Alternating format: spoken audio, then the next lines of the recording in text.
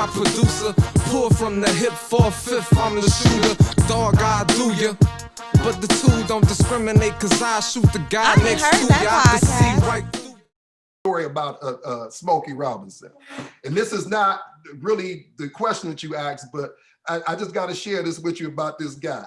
You know, and it might give you some insight on how he became so successful. We're in the backyard of my house on San Juan and Curtis, and it's about 1968. So we're kids, and Smokey comes over to see my father. So he pulls up and everything, and he gets out his car. And he said, hey, man, what are you guys doing back there? I said, we play, and it's me and my friend. I said, we playing basketball. Oh, can I play? And with that real high pitch, we was like, yeah. Man, we got up there, man. When he came up there, man, he was so competitive. It wasn't like I'm playing with some kids. Man, he was knocking us down, man, packing our shots and stuff. We didn't even want to play with him no more. We was like, oh, Smokey, go on there with daddy, man. He was just rough on us, man. My father hollered out the window, hey, man, take it easy on my children, man. I mean, he was knocking us down. I couldn't believe it. And then he told me this. He said, look, man, he said, whatever you do. Welcome back, everybody, to the I Ain't Heard That podcast, where we bring you positive interviews about sports. But today we're going to switch it up a little bit. We got a very special guest in the building, Detroit legend. Yeah, for sure. Vince, you want to introduce him or? Absolutely. Okay. I appreciate it. You know, like you said, we're going to switch it up today. We're going to bring on, I'm proud to say my family, my cousin, Roquel from the Four Tops. Love you. Appreciate you. Love you, cuz. Oh, man, glad to be here. Hi, America. What's going on with you? Happy New Year and all of that good stuff, you know? What's going on, Benny? It's good to see you, man. You're looking well. All you guys, Skip, everybody, Craig. Yeah. Now you looking good. We see where the money at. Man, I'm old school. You know what I'm saying? I'm just, you know, sort of like wine. You know, call me Chardonnay today. I'm gonna start it off. First question. I know just with your father, you being born and raised in Detroit. Did you go to Northern just like he did, or did you? No, he went to Northern. I actually went to Mumford, man. Oh, not Mumford. I went to Mumford, man. Where'd you get? What? I'm a Mustang, baby. I went to Detroit Persian, but it's funny because I played basketball growing up, and the AD at Mumford used to be at my house all the time trying to get me to recruit me to come to Mumford. So. Look, man, listen, Persian always had some great basketball teams. And my mother right now today still has a house right across the street there on Binder. Oh, wow. That's right there, man. Yeah, my sisters went to Persian. Okay. My younger sisters. Yeah. Those girls, okay. Oh, yeah. So a lot of people don't know the work that went in before, you know, the Four Tops. Like you actually wrote a lot of things that people have heard, jingles. Tell us about some of the jingles you wrote. Oh man, quite a few jingles, man. Athenium, Hotels, Long Giant. And there's a story behind that. Long Giant is the company that Dan Gilbert ran before they changed the name. You know, and they had offered me a big time contract. I wrote quite a few jingles for them, but somebody, and I can't mention that name, came to me and really schooled me at this particular time about what was going on with those high-risk loans, fluctuating rates and stuff like that, and convinced me not to sign that contract, and I didn't. And about 2 years later, that's when the mortgage crisis happened, because they were giving Black people loans that they knew with fluctuating rates every month, and they knew that they wouldn't be able to take care of them, and they'd take their homes and stuff. I mean, by the thousands, man. You know, wow. so everybody defaulted on it. Didn't nobody make it but the big people up at the top. They had insurance to cover them, but everybody else lost their homes. And when they bailed them out, they didn't compensate anybody. So it was a big thing. But I did that. Did a lot of Happy's Pizza. I put them on the map. You know, they came to me and they wanted to do a remake of Bobby McFerrin. But when we went to get the sync rights, we couldn't get the sync rights. They were asking for too much money. So I just wrote a jingle and I had it at home and forgot about it. About a month later, maybe 2 months, I called the guy, I said, look, you know, I forgot to tell you, I wrote this jingle, man. I'm gonna send it to him, email to you, just a demo, and just listen to it. And I sent it, and I went to California. When I came back, they had it all over the airways, you know. And it went from them having 7 franchises to 125 2 years later. Wow. You know, but it was good for me because once they released it, I could write my ticket. You know what I'm saying? So it was a really good thing, you know, for them and for us, you know. Absolutely. Didn't you really do something good, for the news as well? The news, man, I written thousands of commercials, you know, for everybody, you know, the Pistons, the Detroit, PSAs, you know, all kind of stuff, man, all kind of stuff. That's huge, man. My question for you is, man, with the legendary father you had, explain how important he was in all your siblings' life and yours in general. Oh man, you know, you know what? The thing about our father, he was very good at what he did. He was an amazing vocal arranger. As a matter of fact, he was the vocal arranger for Motown. He taught all the groups how to sing. If you ever interview Smokey, just ask him about Lawrence Payton. I mean, all of the guys, he taught them all how to do that, man. But he was a very humble homebody when he got home. All of that big hoopla 4-top stuff, he left that on the road. When he came home, he was just dad, down to earth, man, just a solid rock. And just like most parents, you know, when they raise their children to, you know, go to school and be doctors and lawyers, you know, they had all of that. He was trying to keep us away from the music and everything, but it was just in us. You know, I followed him around like I was the blanket, like Linus's blanket. That's how I was with my dad. I just hung on to him and all the other 3 guys, you know, and just went everywhere. And I think that molded me, you know what I'm saying? Just to see, because if those of you out there that don't know, the 4 Tops is the longest group ever, original members that stayed together. They were together 44 years before my father died in 97. So it was only death that took them apart. You know what I'm saying? So that's something we as Black people need to hear. You know what I'm saying? You create something together and everybody wants to go their separate ways. But I think the strength was together. Like if you put 4 twigs together and try to break them, it's harder to break than one, you know? Absolutely. Yeah. So with that being said, was it always a foregone conclusion that you were going to take your dad's place, or, you know, was there some hesitation on your part? No, listen, man, absolutely. I never even thought in a million years that I would take my father's place because I was behind the scenes then. I wrote songs for them, other artists, Shalimar back in the day, the Whispers, a lot of artists. So I was a behind the scenes guy, and that wasn't my aspiration to be a singer, man. I was thrust into that. And I get a call from Duke, and he says, look, man, and it wasn't my father that I replaced, it was Obie Benson. And okay. Duke called me up, he said, look, man, Obie hurt his toe and he can't make it, and we got a gig in Vegas, right? And so I said, well, he said, can you stand in for him? And I said, well, sure, man. I said, well, when is the gig? Is it like a month from now? He was like, no, it's like a day and a half. I swear to you. And we had no rehearsals. Now, I knew where the vocals were because I had did a lot of things for him. So I knew everybody's parts. And so that wasn't a problem. The problem was knowing the format of the show. And this was like my dad died in 97. This was in 2005, right? I had no idea of the format of the show. And I just told him yes. And 1 day and a half, man, so what I did is got up on the stage and I stepped back maybe a half a foot. And I was looking to the side to see where they were going with the steps, you know, and never a rehearsal, man. We kind of went over things in the dressing room, but just like that, man. It happened just like that. And we were expecting, I thought that would be it. Obie will come back and you know, take his place. He was just hurt. Man, a month later, he was gone. Oh, wow. And, you know, and Duke was like, man, you gotta, you know, do this. You gotta have, yeah, it was just like that. But no, I never thought in a million years, it was just like I told you. Just like I told you, man. So it's an honor to me for Duke to have that much faith in me, because he knows, I hung around him all the time. He knows what I can bring to the table. But that's an honor to me, man. The biggest honor is to stand on the stage with that guy, because he's been doing that. That group was founded in 1954. He's been on the stage 66 years. Wow. Think about that. If he was in the service, that's what, 20 service terms? Yes. So you talk about a soldier, man. I'm proud to serve under him.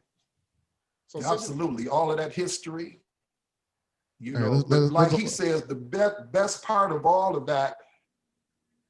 Go ahead. Oh, I was gonna say let's hold it because let's let your signal come back in. Is that correct? Like, yeah. Let's let your because it's kind of choppy right now, so I can always edit this part out. So I just wanted to let your signal catch in so that we can see you. And okay. Okay. With it, like it's back. Okay, cool. Okay, so go ahead. Okay, go ahead. Because it's showing up on my screen. Okay. All right, you can go ahead and finish. Oh, yeah. Okay. I didn't mean to break in like that, but I just want to have a good interview with it, man, you know, so we can catch everything that you're saying. That's right. That's right. Yeah, Craig, I understand. Yeah, man, it's an honor to be standing on the stage with him, man. Like I said, that's if he was in the service, that would be 20 terms that he served, you know. So that's a soldier, man. He's been on, and all of that experience that he brings. I mean, this cat is listen, he's a stallion. He's got the energy, his voice. He may have lost maybe a half a tone in his range. You know what I mean? Just a half a tone. This cat is just remarkable. Natural first tenor. He never complains. I mean, it's an incredible journey for me, man, to be up there with him. That's the best part of it for me. So my next question, since you're talking about Duke Senior, explain how influential and important he was in your life. Oh my God, man! Listen, I'll tell you how I can tell you how his role in that group was. My father was the guy that, like I said, did all the arrangements and stuff like that, and they had all agreed to share the business. So every 3 months, this one would do the business, and it would turn over this, and it would just keep going. Right? This is their agreement. So they keep everything straight. So my father did it for about, in his 3-month tenure, he did it for about a week.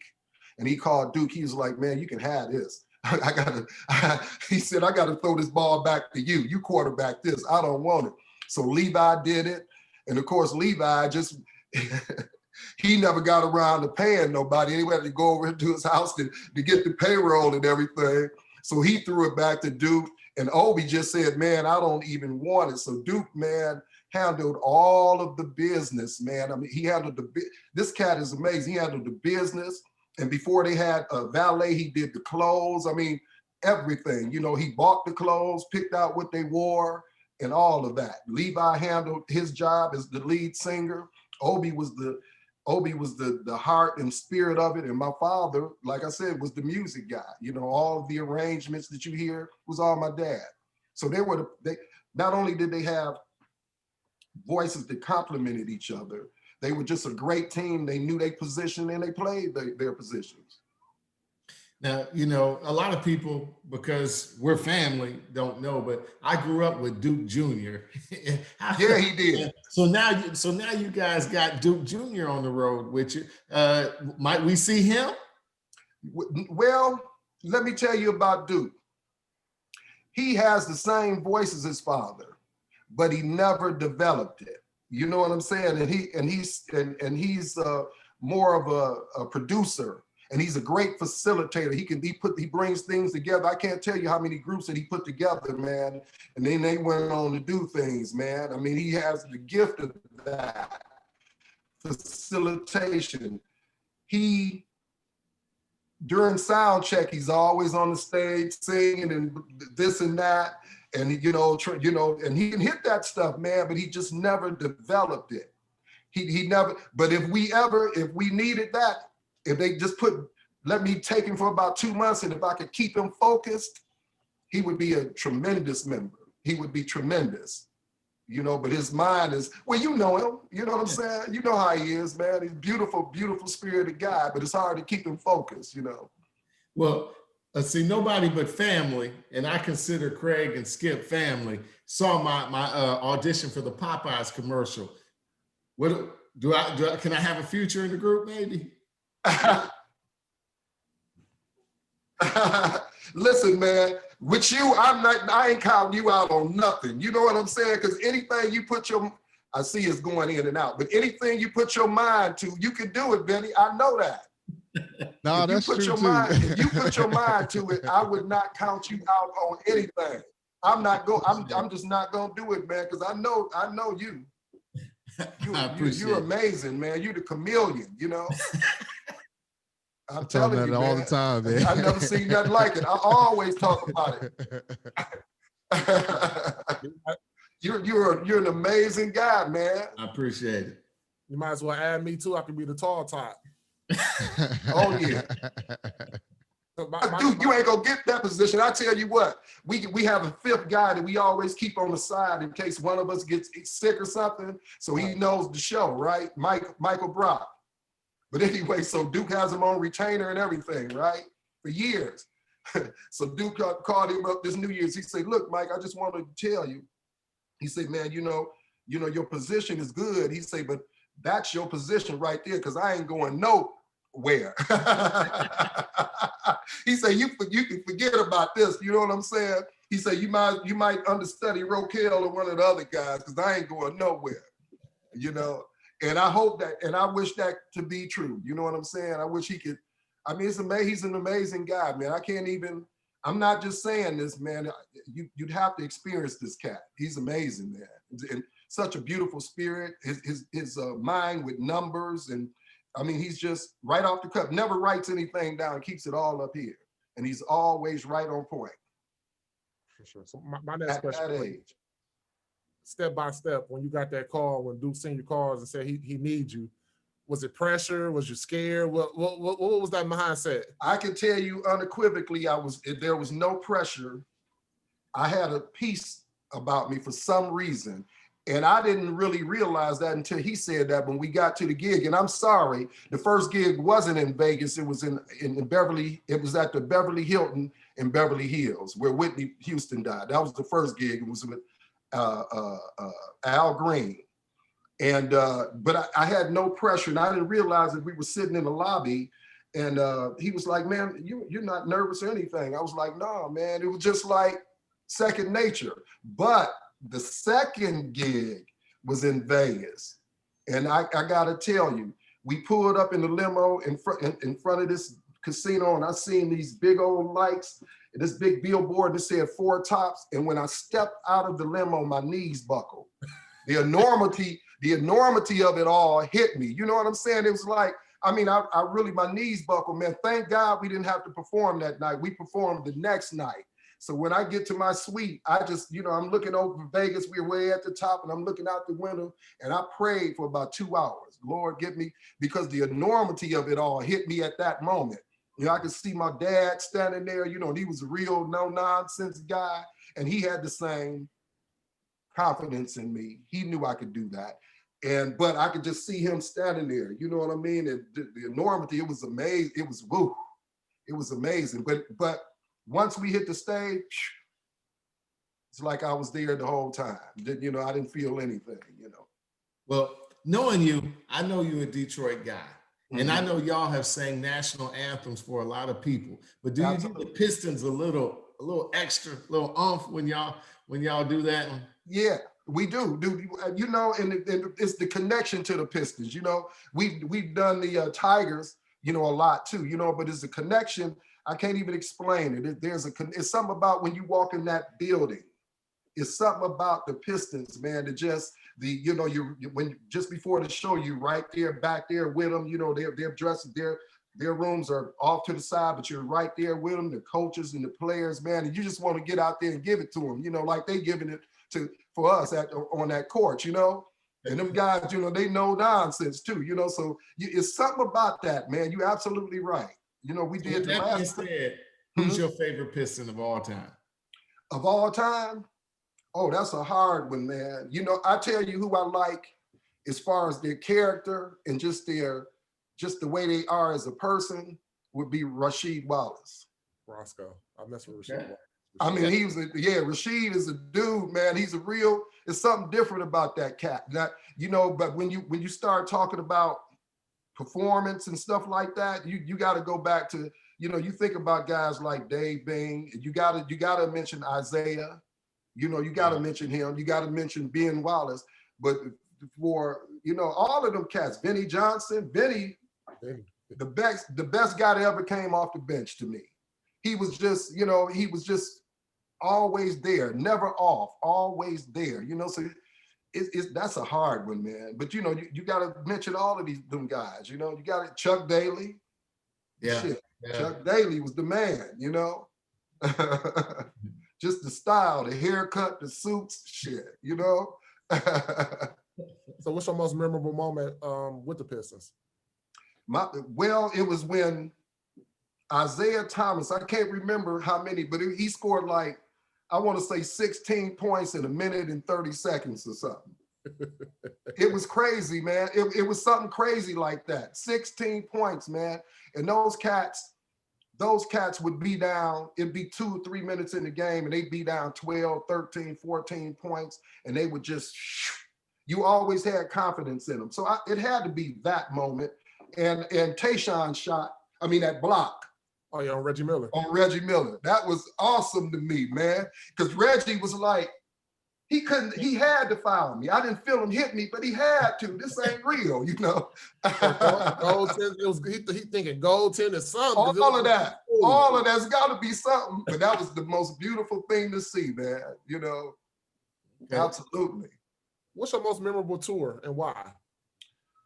My most memorable tour, they're all pretty memorable, but I can tell you, okay, the second time we went over to the UK with me, my second time over there with the group, it was we were in a venue that had about 10,000 people. So there, so we had these tiles with our name on them and I was just kind of randomly throwing them out. So I had one last tile and it's 10,000 people, like I say, and we were about maybe 15 feet away from the stage. It was a big venue, so they had them kind of away. But it was this one lady, she was a white lady, an older white lady. She had on a white jacket and she just stood out to me. So I waved her over and she was like, who, me? And I waved her over and I gave her the towel. I handed it to her. The attendants let her on through. So I handed her the towel. And she was crying. She just couldn't cry. She was like, oh, and she grabbed my hand and she was kissing my hand and everything. So when we get backstage, I see her backstage. And so Duke says, Roquel, come here, man. I want to introduce you to Trini. And he said, she was their first fan club chairman. I didn't know her from anywhere, but something told me to pull her out of the crowd, and I gave her this towel, not knowing that. So that would have to be, that would have to be the most memorable, because it was just a connection there, man. It was the strangest thing, man. And she ended up, we ended up being good friends. She was really close to everybody in the group, but we became as close as they were too. And she passed maybe 2 years ago, but that was amazing. Amazing, man. But you have all kind of moments though. You can't, it's just a beautiful, man, it's just a beautiful thing to get out there. And I tell you this, and I can say this, and you guys out there, as entertainers and all of that, and want to do this, you got to have some kind of respect for your craft. And it's not about the after party, and it's not about getting up on stage, drinking or smoking or whatever you like. I have never done that on stage. Never, not a sip of nothing, not a smoke, not nothing. Because to me, you have to be 100% when you out there. You got to give them that. And I tell you, they feel it. People feel that from you, and so that's the only way to do it. Other than that, man, you will get into a circle of doom. And you see it all the time. You see it with big stars. I don't have to mention their names, where they get into the drugs so heavy, because when you're touring, you do a show this night, you might get off the stage, you might get on the tour bus at 1 o'clock. You got to come down from the adrenaline. And if you partying and don't get no sleep, you're going to end up taking something to wake you up, taking something to go back to sleep. And then it becomes a black hole. Does that mess with your voice too? Don't they mess Say that with again? Oh, heck yeah, it will. Man. The worst thing for your voice is no sleep and alcohol. You put that combination together, you done. You can forget about it. You ain't doing nothing. You can sing through, you can have a cold or all of that. You can sing through all of that. But that alcohol and no sleep, man, when you're young, you might get by with it a few years because of your youth. You have a tendency to be able to rejuvenate. But man, it ain't no space for that, man. Enjoy your life and your craft, man. Enjoy that. And whatever you want to do after that, if you got time and you got things that you like to do, then do what you like, but don't put it on stage, man. Enjoy it and respect your craft. Well, now, like I said, again, I have insight from knowing you. Can you name one show you haven't went into the crowd on? No. No. Now, oh, yes, I can. One. 2 years ago, we did the 4th of July celebration at the Capitol building. And you just could not get in the crowd. And it was us, the Beach Boys, a couple of the people that won American Idol, and some other, Yolanda Adams, everybody but the tops and Yolanda Adams, everybody else lip synced. But we were the only two groups that didn't, two entities that didn't lip sync. We brought it to them, but we couldn't get to that. It was so much security, they just wouldn't let none of that happen. And they wanted you to stand in a certain radius on that stage so they can keep the cameras on you, a lot of security. You known for, where Roquel? He in the crowd. That's it. I'm out there, man. That's the place to be. That's where the party is. You know what I'm saying? Yeah. And it gives the people, it lets them feel you. You know what I'm saying? They really appreciate, even if they're way up in the balcony and in their mind, they're saying, if I was down there, he would be shaking my hand. You know what I'm saying? You want to give them that. You want to give them, because that's what it's about. That's the beauty of it all, man. It's just the interacting with the people, man. And you have people that this is good old school music. So their memories and their lives are set to this music, man. And I respect that, man. You got to give it to them like that, and they feel it.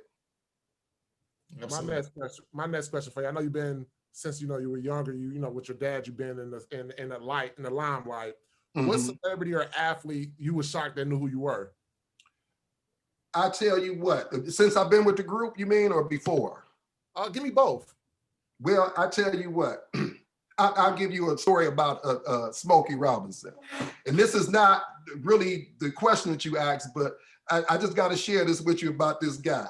And it might give you some insight on how he became so successful. We're in the backyard of my house on San Juan and Curtis, and it's about 1968. So we're kids. And Smokey comes over to see my father. So he pulls up and everything, and he gets out his car. And he said, hey, man, what are you guys doing back there? I said, we play, and it's me and my friend. I said, we playing basketball. Oh, can I play? And with that real high pitch, we was like, yeah. Man, we got up there, man. When he came up there, man, he was so competitive. It wasn't like I'm playing with some kids. Man, he was knocking us down, man, packing our shots and stuff. We didn't even want to play with him no more. We was like, oh, Smokey, go on there with daddy, man. He was just rough on us, man. My father hollered out the window, hey, man, take it easy on my children, man. I mean, he was knocking us down. I couldn't believe it. And then he told me this. He said, look, man, he said, whatever you do, man, he said, you do it to the best of your ability. You know what I'm saying? He said, stay on that edge, stay on that edge, on that crest, And that was a lesson to me. Okay. Absolutely. So what athlete? Say that again. What athlete knew you that surprised you? Isaiah Thomas. Zeke. Isaiah Thomas. Absolutely. Isaiah Thomas. Walked up to me, man, and he was like, man, he was like, you're Obi's nephew. I was like, yeah, that's what he said. He didn't call me by my name, but he knew. He said, because you're in the group now. Yeah, man, and blah, blah, blah. And he remembered me because Isaiah Thomas, what's the center that was with Detroit and Milwaukee? Buddha? No, not Bill Lambier. Cartwright? No, before those guys, dog, man, I'm looking right at him. Did he play with Bill Lambier? No, he was before Lambier. He was with the Pistons and he was with Milwaukee. The center. Think about it. He was before all of that. What? God, I cannot. And it wasn't James Buddha Edwards? No, it wasn't Buddha. It was before James Edwards. It just eludes me for some reason. Okay. Yeah, I'm not really saying nothing. He played with Milwaukee. His name's right on the tip of my tongue. He played when Isaiah first came into the league. He was playing at that same time for Milwaukee. He was the center. And because I was asking him about Isaiah while they were at the table. You know, I was asking him, is Isaiah really that good? And he was like, man, he said he could have the hole blocked off. He in the rim and he's got his arms out like this. And then Isaiah would do this and he'd turn around and Isaiah would be behind him so quick. Oh my God. This name has eluded me, man. I just can't get this name out. But they would play cards all the time, so that's how that transpired. Okay. Mm-hmm. Okay. Yeah. So I know you into golf too. Yeah. You had a chance to see Tiger Woods' son. Oh my God, man, he's just like Tiger. Did you see that? Did you see that shot he made?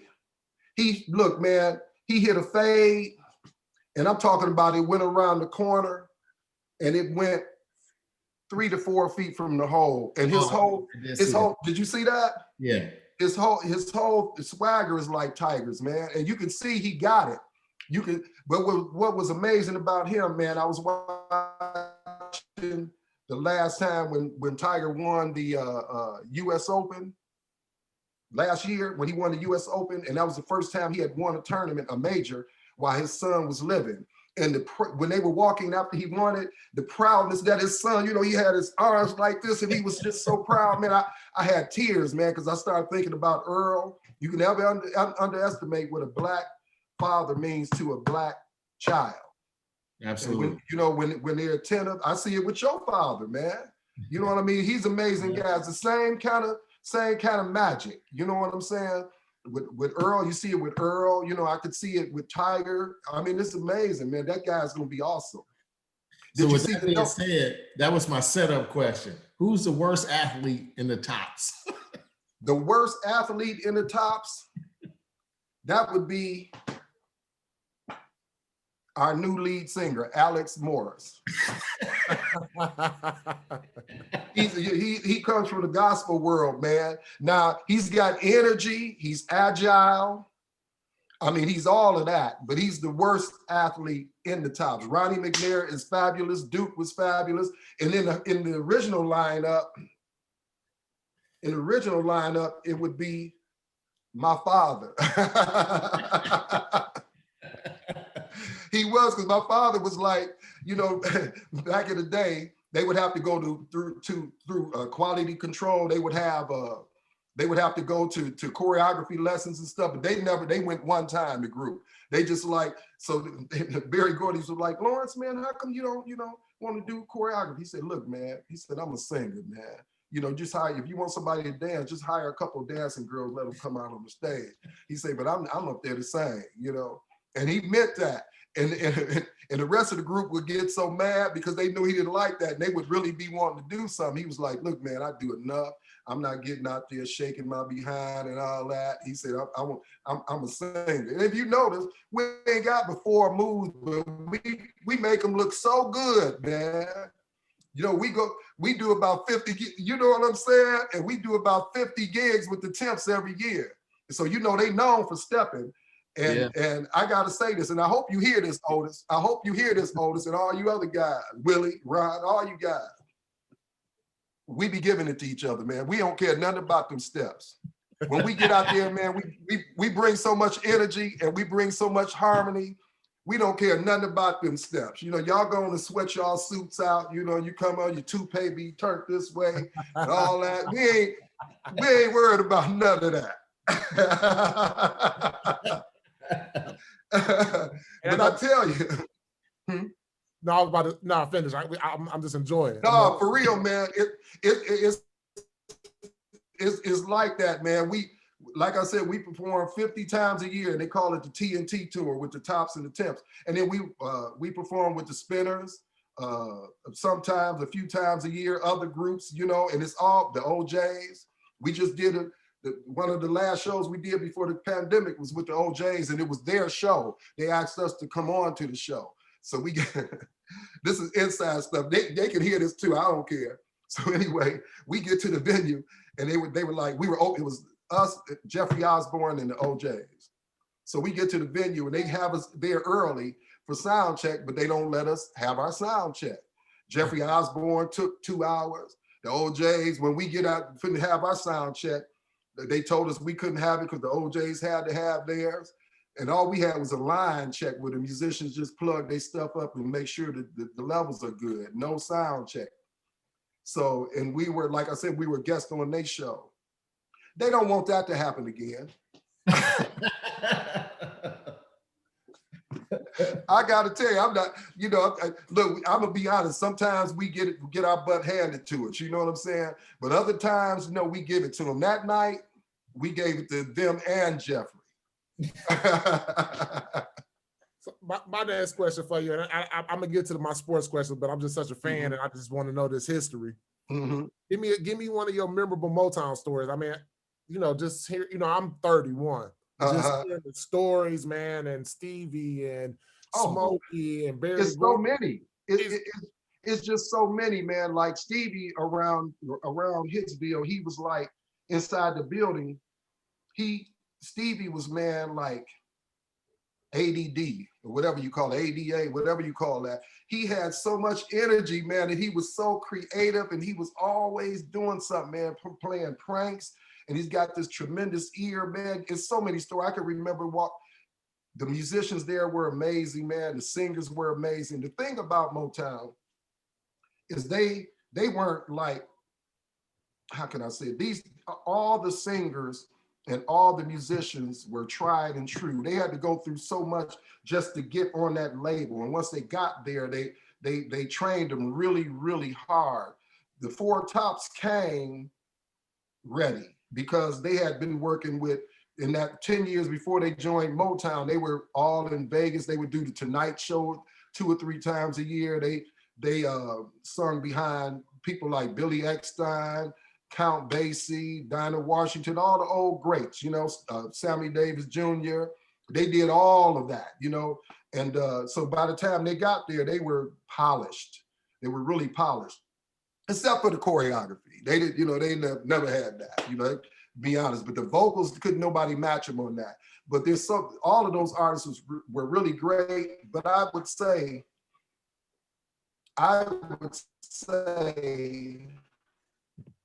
you want to hear? No, I can't tell you that. But I can tell you something within the studio. I walked in here one day. I can't tell you that. I can't tell you about the time this. I see. I'm saying my internet is okay. It's back. I can't tell you about the time that this very well-known Motown female singer came to our front door to see my father with a long mink coat on, and when she did like this, it was a see-through dress. Let's just say that. I can't tell you nothing like that. See, those stories I got to leave on the shelf.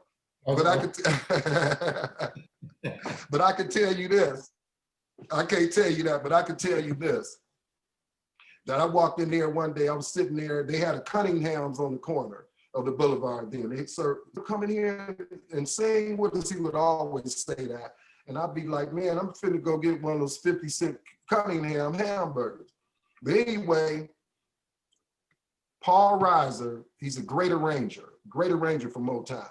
He was in the hallway, so Barry Gordy came down and said, look, man, we need an arrangement for this song. So Paul said, well, give it to me. He said, the song that they're playing now, I got the strings here and everything, and the other arranger didn't come, and I need they're about to finish this rhythm section. And as they were playing the rhythm section, Paul Reiser just started writing on a piece of paper. In real time, he's writing. And when they stopped playing, they had the strings there, and he would have had to pay them either way. By the time they stopped playing, he had written that arrangement out and went in the room, and they put the strings on. Oh my God. It was incredible. It was an incredible, I'll tell you a funny story. David Ruffin came over to our house, right? So he came over there like all the other acts would do, and my father was showing him harmonies and stuff like that. So back then, he had a wandering eye. Like his eye would, he'd be looking at you and his eye would go all the way over here, right? So him and my dad wanted some private time, right? Because I would just sit up and listen. And he's like, man, don't you want to go play? I was like, no. So David Ruffin say, hey man, you want to make $10? He said, Roque, you want to make $10? I said, yeah. He said, well, hold on for a minute. Then he said, go to the store for me. But I'm over here, but his eye was going that way. So I looked at him and I said, Dad, David wants you to go to the store for him.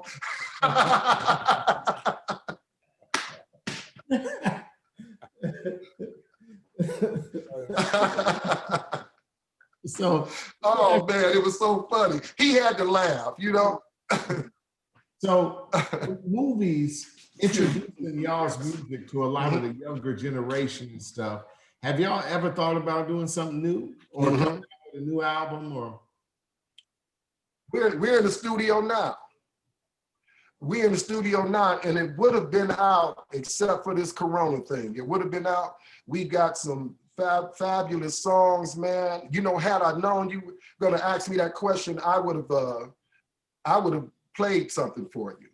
The stuff is just amazing, man. I mean, totally amazing. It's we bring the quality of the vocals, the harmonies and stuff. We got tunes that brings that four-top sound, but we're not trying to do the old Motown sound and nothing like that. It's none of that. We just did songs that fit us how we are with the elements of the four tops. Like I said, the harmonies and stuff. This stuff is fabulous, man. We're gonna have one of the songs. We're gonna do it. Have Smokey on a verse. It's two, and we're trying to get Stevie on another one. Okay. But we haven't contacted Stevie yet, but we're trying to get him on that. And it's fabulous, man. I'll let you hear it, Vinny. You know, we can hook up and I can let you hear this stuff. You know what I mean? You can go back and tell Craig and skip about it. What about I want to be on that call. I want to be on that call and Zoom. I want to be on that call. It's amazing. I kind of want to be on it too. You guys are welcome to hear it too. Man, with that love. You guys are welcome to hear it too. I would love for that. Make that happen, Vinny. Okay. So Vendetta, I didn't get my call to be on the album. You know what I'm saying? Well, like you busy. You know what I mean? Like I said, I didn't know you might have been doing surgery somewhere. You know, right. I didn't know what was going on. You know? Right, that'll be the next thing, man. I tell Vincent all the time, man. You are the Renaissance man of the year, brother. Isn't it? That's my man. I'm telling you, man. I'm amazing. Me and Vinny go way back. Me and Vinny go. You know, we go way back. You know what I'm saying? We are true cousins. Listen, let me tell you something. This dude has heard music, and you know, he was my guy because you know when you get done playing ball, every basketball player want to be a rapper. So when I first started getting in the music business, man, let me tell you, I can't tell you how many times he had to put up with me, listen to this, listen to that, and all the time. But he has some good stuff, and just like the song he just mentioned at the top of the show, man, I'm talking about it. We got in there, man, and did some amazing stuff, man. This cat here. His thing, you know, I was just blown away. I was like, wow, this guy here is just, you know, he just turns it on, you know, and that's a great quality, man. You know what I mean? To live life like that, man, you know, when you look back, man, you could just smile. You know, you could just smile. I mean, really, it's amazing. My last question for you, because just to piggyback on something you said earlier, it's a two-part question. One, okay. Who are you a fan of? And my second thing is, because you're a fan, is it because of they can sing, or is it because of their performance? Or is it both? You see what I'm saying? I'm a fan of so many people, but I would have to say John Legend, man, he's an amazing guy. Because this cat he's so multifaceted music-wise, and I could see how his voice have grown over the years. You know what I mean? Since Ordinary People, you know, he used to, you know, carry that. He carries an operatic type tone because he was technically trained, classically trained. But this cat, man, musically, and his repertoire and the things he has done, man, he's amazing to me, man. He's just totally amazing. You know, when he plays, his knowledge of music and arranging and stuff like that, man, he's a guy. He can be, as far as behind the scenes, forget about just the singing, it's that all of the writing and his arranging abilities and his playing abilities. He's way up there. And it's so many of them, man. It's hard to, you know, I like it all. I like rock and roll, man. I like jazz. I like blues. I mean, there's so many. And these youngsters, man, I mean, these youngsters are great. All of the you know, these youngsters, man, they're fabulous. You know, people be talking about the quality of music and this and that, especially in hip hop and stuff, but look at what they sampling. You know, these cats, if they had music in school like we had, they would be playing Bach and all of this. The music that they sample shows the depth of their thoughts, you know, but it's so many, man. And the thing that saddens me about the music business now is even with the hip hop, they sort of showcase the garbage. You know what I'm saying? And then when you listen to XM and you hear all of this wonderful young R&B music that these youngsters do, they singing, they're writing, and you don't even hear that mainstream because they got an agenda for us, man, with our music and in sports and everything, man. There's an agenda, you know, and it's to dilute our moral compass, man. I really believe that. You know, you could just tell it because ain't none of these, you know, all of this decadent music that you hear, and ain't nobody, we are not distributing that. Those are the mainstream people. It stands to reason that there's an agenda behind it. And we're much deeper than that. And I just hope we could get back to who we are, man, and save our soul, man. We lose the soul of a generation. Not all of them, but a lot of them, man. And they're beautiful, beautiful young kids, you know, beautiful hip hop. It's beautiful stuff out there, man. With that being said, it's funny because that leads me to my next question. When you talk about the riots in Detroit and Motown or whatever, how much of that history do you think is being told to this new generation of music? Well, they need to know that, because what they really need to know about the riots then and then what was happening here in Detroit now, I wrote a song about that on our new album, by the way, you know, and it's called Let It Be, We Need Peace. And the thing is, man, during the riots, there were agitators. There were agitators. And it's the same thing that happened here with George Floyd. They came, the guy just got out of the service and everything. He was at an after-hour joint. The police came in to raid the after-hour joint and killed his cat. It was the same thing. The police abuse there, the big four back then, they were just dogging us as people, man. And so, you know, people gathered and people were mad, but there were agitators agitating the violence. And the reason was they wanted to develop the suburbs, and they wanted to get out of Detroit because it was becoming predominantly Black then. The auto industry was just getting ready to fail, and they wanted that insurance money. So there was agitation. And then you seen that here when after George Floyd, and we had peaceful protests downtown. And they arrested, they had 30 or 40 agitators from out of town, somewhere else, coming here to incite violence. They had minivans full of bricks that they brought in, and minivans full of water and food and stuff. Like, we gonna camp out just for the violence, you know what I mean? They were prepared people. And so what we gotta remember is, don't let them make us put ourselves into a predicament that we're blamed for something else, somebody else's agenda. Stop the violence. We don't need the violence. We don't need to burn up. Now they shut everything down, and then they give people all of this money, small business loans and all of this stimulus stuff like that. And you can't spend the money in your community. You're giving it right back to them. So all of the upper echelon people's getting it all, is because everything else is closed. Everything you like, your restaurants, your hair salons, and all of this and that, most of the businesses that we frequent are closed. So who's getting the money? Walmart, Amazon, you know, it's amazing, man. And we're just, and they're just putting that divide, that financial divide, that wedge between us, man. We cannot fall for that.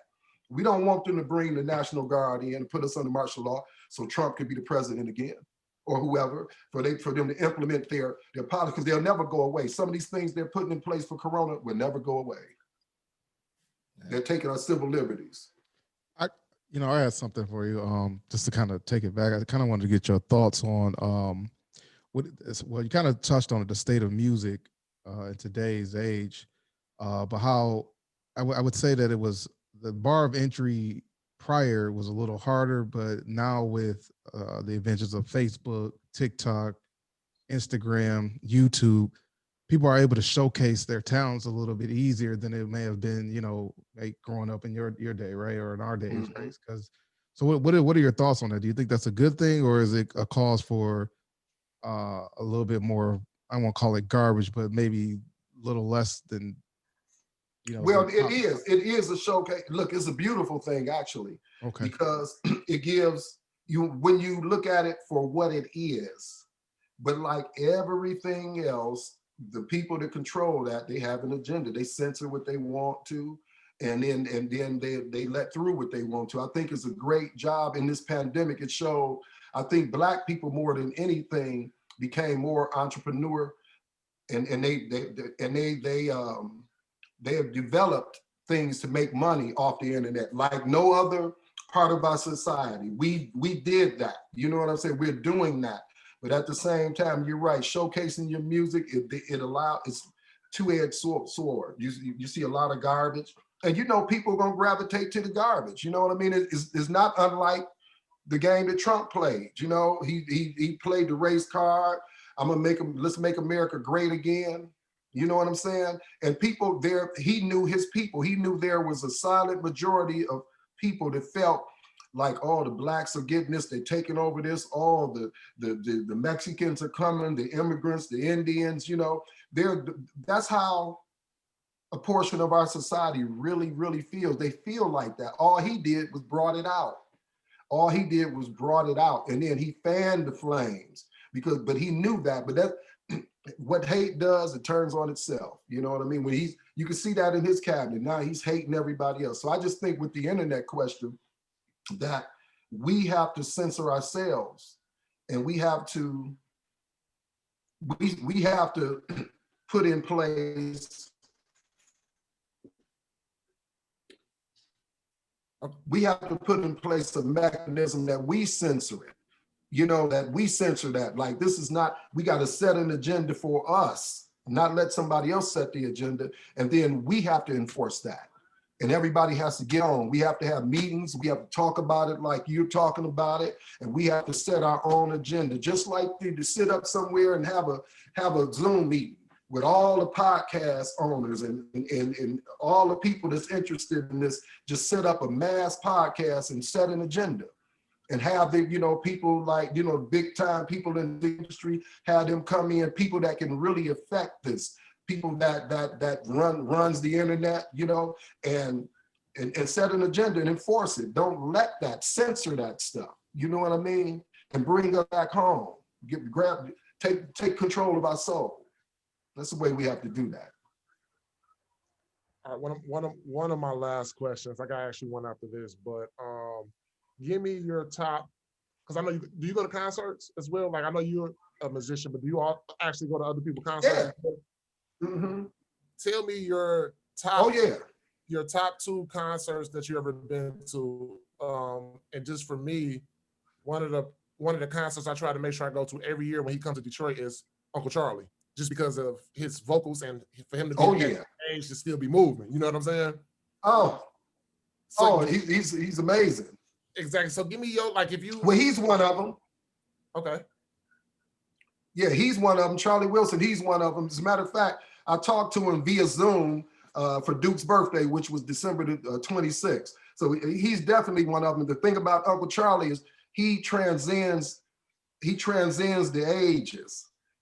His style of singing is what the young people, I mean, they crafted it themselves after him. Even the people that came after him, the guy that was the lead singer for Guy and all of them, they just straight out of Charlie Wilson's camp. You know what I mean? And a lot of these young guys is the same thing. But Charlie is one of them, and the Jacksons. Man, I'm too young for that. I wish I could have. But there's some more, like Boys to Men. There's some great. My daughter, she loves the Beach Boys. You know, she went to it, they performed with us, and the quality of their performance, she said it was the best concert she ever went to. And she's in her 20s, but she said that was the best concert, and she goes to all of the concerts. She said, but that was one of the best. So yeah, there's a few. But then when you talk about rap, you know, like Jay-Z, you know, because he has a lot of, when he does a concert, he brings a lot of people on. Eminem is great, you know. What about Anthony Hamilton? Oh, I love Anthony. I love me some Anthony Hamilton. He's the most soulful cat in the business. He brings it right home to you, man. And you don't really get him on record like you get him in the concert. The concert gives you get the whole experience of Anthony. So he's really you're right, Vinny. There's so many, man. We're so vastly creative. There's just so many, man. You can leave one concert and go to another one and forget the one you just left, man. There's so many of us. It's just great, man. I love our people and our creativity. You know, give me a female concert that you like. Like, did you want a female? A female that I like right now. There's quite a few, man. But I could go back and tell you that I seen one of Whitney's first concerts and seen one of her last concerts. Whitney was amazing. But right now, when you talk about females, it's quite a few, man. What's the girl Siri that sung at Aretha Franklin's wedding? Ariana Grande. Ariana Grande. Tremendous singer. Tremendous, you know, Jennifer Hudson. I mean, you know, there's a lot of these young people, you know, they're just singing, man. That, you know, it's so many of them. It's coming full circle. It's going to be where, you know, they're going to be the old school. They're bringing it, man. They're bringing it. Have you been to an Erykah Badu concert before? Yes, really nice. 7th Streeter, all of them. I mean, it's so many of them, man. You know, it's so many. Erykah is just sexy, creative, real. You know what I mean? Erykah. Oh my God! You know, now I know why. I was like, well, why is everybody trying to date Erykah? I see that, man. She's incredible. And then that voice, that little high-pitched voice, she just melt, you know? There's so many. But I tell you, at Aretha Franklin's funeral, there was Bill Clinton, Jesse Jackson, Hillary Clinton, T.D. Jakes, and all of these, they were sitting all next to each other. You know, and I'm looking up, I was like, look at these warriors. At the time, the governor of Michigan was there. And it was just, it was amazing to see Jesse Jackson and Bill Clinton holding hands, right? And Hillary was on the other side. I was like, two adversaries, then grow old and have respect, and they holding hands, man.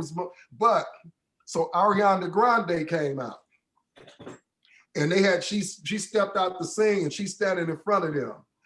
And they were trying so hard not to look. This girl got the most beautiful legs. She is fine, and she can sing, but she's so beautiful, man. So they're standing, all of them, T.D. Jakes and all of them, they sitting behind her, and they were trying not to look right. And Hillary was looking at Bill, like when she came out, Hillary just turned around and looked at Bill like this, and Bill was like, hold on. He's looking everywhere. And so I just focused on Bill. I said, I know he's gonna sneak a peek. And showed up, Bill was like, man, it was so funny, man. It was so funny. And that funeral went on for 9 hours. It did.